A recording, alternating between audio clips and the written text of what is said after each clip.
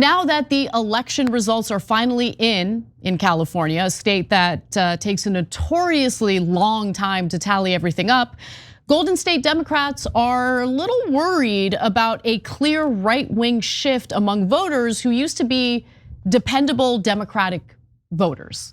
Now, it's not necessarily a right-wing shift. It's more that these are voters who aren't showing up to cast their ballots for Democrats anymore. And they also made some surprising congressional gains, despite what we've noticed with some of these typical Democratic voters staying at home. So let's get into the details.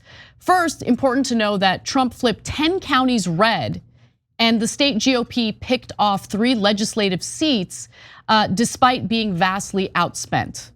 Okay, so that's some of the evidence that there's been a little bit of change in California, which is a deep blue state. So the biggest shift to the right is seen among Latino voters in the state, which is a huge blow to the Democrats, clearly. Historically, Democrats had been able to solidify support among Latino voters in California thanks to backlash over a previous proposition. It was known as Proposition 187. And that was an initiative that was targeting immigrants in the country illegally. And that moved Latino voters decisively toward the Democratic Party. However, now polling suggests that the Prop 87 era is over. And Latino voters, unsurprisingly, are concerned about affordability in a state like California. High taxes, high housing prices, and they feel that the Democratic Party hasn't done enough to help them with this. So a post-election poll conducted by a Democratic pollster named David Binder found that affordability and high cost of living in the state were the preeminent concerns among California's Latino voters. More than 3/4 of respondents said that California state government policies made prices much higher or somewhat higher. 53% disapproved of how the government is addressing the economy, including jobs and the cost of living. And guys, I can't emphasize enough how much resentment starts to build in a state where taxes are very high, but you also experience your quality of life diminish year after year after year. And you also see that you have less and less buying power because of, there's inflation throughout the country, but that inflation is even more pronounced in a state like California, especially when it's tied to housing prices. Yeah, so look, there's an oddity here of the Democrats picking up 3 national seats in California. We'll get to that in a second. And I have a couple theories on that. But overall, the Democrats got their clock cleaned in California. And so when we talk about why, it's super important that we're honest with ourselves, because if we're not, we'll just keep making the same mistake. And the biggest state in the country will go more and more Republican. My God, if the Republicans capture California, it's over. It's over nationally completely. Now we're not close to that now, okay? So Adam Schiff, who was, in my opinion, a terrible candidate, ran against Steve Garvey, who had almost no money, and he still beat him by 19, but 19 is closer than what normally happens, especially because Garvey had no money at all, right? And so you see this red wave coming through the counties, affecting the state legislature, et cetera. And so when you ask them why they're going in this direction, the economy is a big part of it. Right. Like, so. And to me, the most critical stat, I don't know if you were gonna get to this, Anna, but Trump only picked up 75,000 votes in California in this election.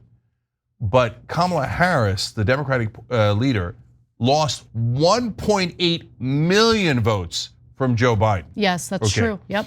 And so what that shows you is not that the people woke up in California and were like, oh my God, I think Trump and the Republicans are so amazing and they're wonderful and we're now all Republicans. No, but they woke up and said, the Democrats haven't done something for me in so long that no, I'm not gonna go vote for you because I have to, or it's my moral duty, or you're gonna yell at me. No, you didn't deliver, so I'm not voting for you. That's exactly right, yes. So Harris got 1.8 million votes less than Joe Biden did in 2020 in the state of California.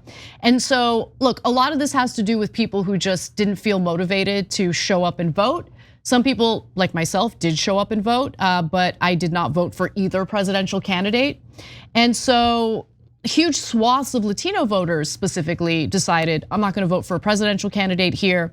And overall, there was a 9-point drop in voter turnout in the state.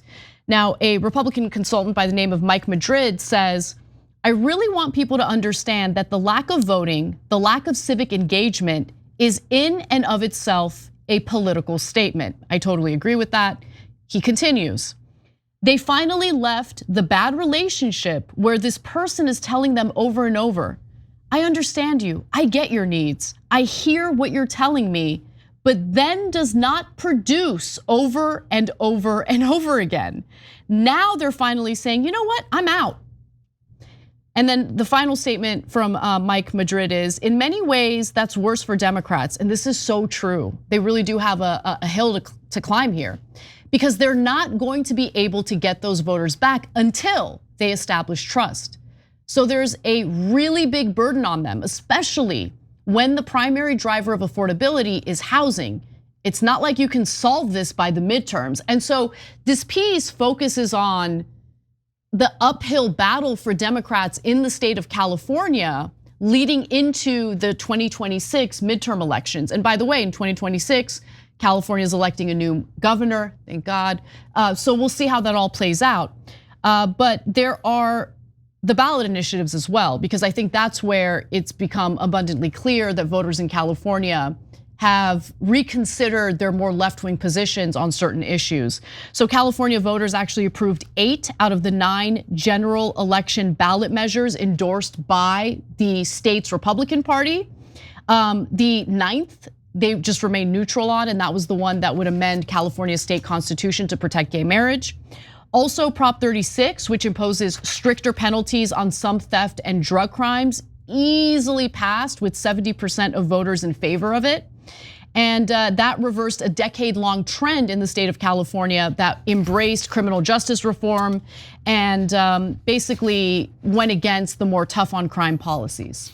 Yeah, so when they ask folks, why you either went in Trump's direction or Republican direction or didn't vote, the 2 things that stood out by far the most were Democrats don't deliver. What have we been telling you on the show for 20 straight years? You gotta deliver. If you don't deliver, at some point you're gonna lose these folks. And you can scream at them all you want. Oh, if you're a Latino, you must vote Democrat. Well, not anymore. They don't feel any obligation to. Number 2 reason was crime. And what did we tell you over the last 2 years? Crime, right? Yeah. And a lot of folks yelled at us and said, no, let's all pretend it doesn't exist. You can pretend all you like. The voters actually feel it or they don't feel it. And it's not about just right-wing narratives or messaging, et cetera, because what was the equivalent of Prop 36 to increase penalties was tried 2 years ago and it didn't, I think 4 years ago, and it didn't work because people didn't feel crime. Now they feel the crime and they're like, oh yeah. So look, 9 counties go to Trump, 8 out of 9 ballot measures goes to the Republicans, including the most important one, Prop 36, to increase penalties. As Anna pointed out, 7 out of 10, not close. 8 out of 9. No, 7 out of 10 voters on Prop 36. Oh, sorry about that. Yeah, you're right. And that's in a massively Democratic state, right? Mm-hmm. So now when you go to the oddity of the Democrats who won the national seats, congressional seats, as the red wave was taking over California otherwise. So my theories on that are, number one, none of the stories talked about it.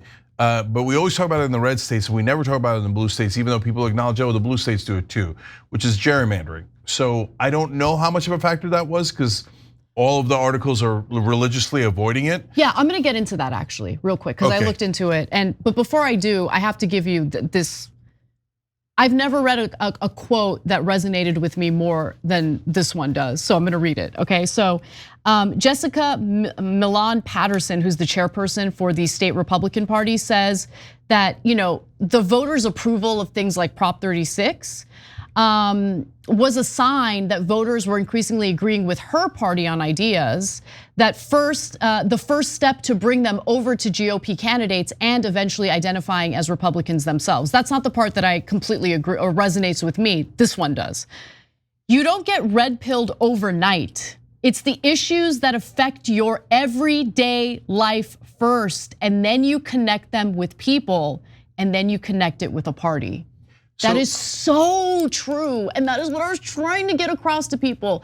When you're affected day to day by quality of life issues, and all you hear from the Democratic Party is shut up, no, it's not happening, and if it's happening, it's not that big of a deal. Man, that really does red pill people. It builds resentment toward the party. And I really think that Democrats need to pivot away from that, because they're gonna keep losing if they think that that type of treatment of voters, that type of disrespect toward voters is gonna get them anywhere. So look, I do something that apparently not a lot of other people in politics or media do. I talk to normies, people who don't follow politics and news religiously, right? And so in California, whenever you talk to normies and you ask them about Biden, what's the first thing they would say? Too old. Every single person, Democrat, Republican, it didn't matter, because they all have eyes. And so if you're not watching Morning Joe and having him brainwash you every morning about, no, he's young and dynamic, you're gonna see Biden once, twice and go, he's way too old, what's he doing running for office, right? But in the case of California, specifically in this topic that we're talking about, every single normie said crime's out of control. We're worried, we're scared, we're nervous. I had a friend that had this happen to, I had this that happened to that.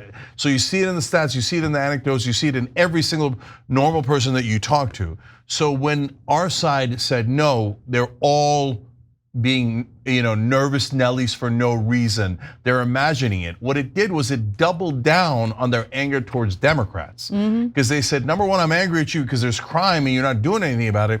And number two, when you gaslight me and tell me there is no crime, then I'm starting to get mad at you, right? Yep. And so that's when the red pilling happens. Yeah. So we're trying to block that, stop that from happening.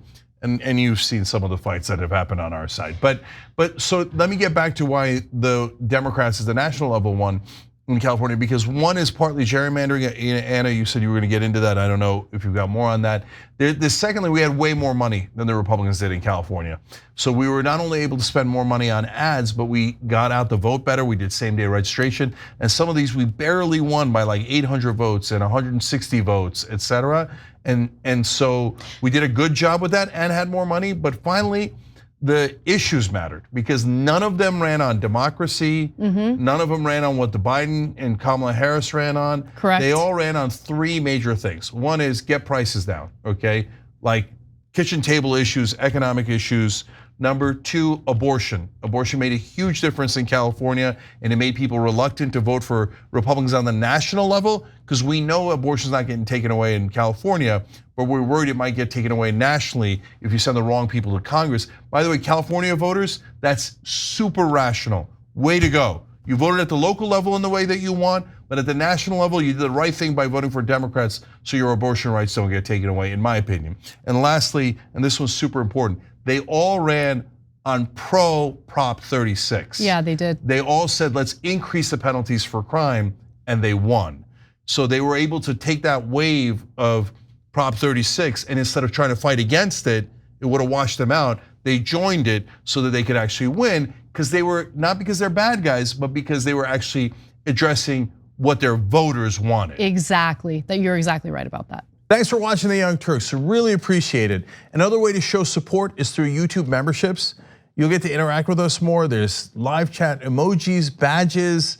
You've got emojis of me, Anna, John, JR. So those are super fun. But you also get playback of our exclusive member-only shows and specials right after they air. So all of that, all you gotta do is click that join button right underneath the video. Thank you.